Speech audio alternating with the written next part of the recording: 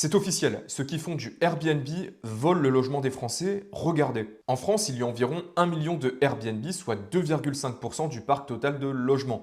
Dans le même temps, on a 3,1 millions de logements vacants, soit 3 fois plus que les Airbnb. Bon, c'est pas grave, il faut quand même mettre des lois en place pour restreindre tout ça, car dans certaines villes ou zones touristiques, c'est quand même un sacré bordel. Et ça tombe bien, car des villes comme Paris depuis 2018 ou dans le sud-ouest depuis 2022 ont mis en place des réglementations très strictes contre Airbnb pour stopper la crise du logement.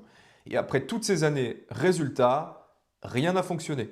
Du coup, question, est-ce que Airbnb finalement n'a pas mis au grand jour les mensonges de certains politiques qui avaient tout intérêt à ne pas dévoiler ces deux problèmes? Le premier, la France a besoin de plus de logements disponibles. Il y a plus de Français, plus de célibataires, plus de divorces, et quoi qu'il arrive, il aurait fallu augmenter la production de logements ou pousser à la rénovation des anciens, pour éviter que certains locataires ne fassent la queue pour se loger ou que les primo-accédants galèrent pour accéder à la propriété. Sauf que le problème numéro 2, c'est que de moins en moins d'investisseurs ont envie d'investir. Avec l'explosion des contraintes réglementaires, la hausse continue des taxes et des impôts et la surprotection de certains individus qui profitent d'un laxisme judiciaire sans vergogne. Bref, tout ira mieux quand on aura compris que Airbnb n'est pas le problème, c'est juste le révélateur d'un marché immobilier qu'on a laissé se casser pendant 20 ans.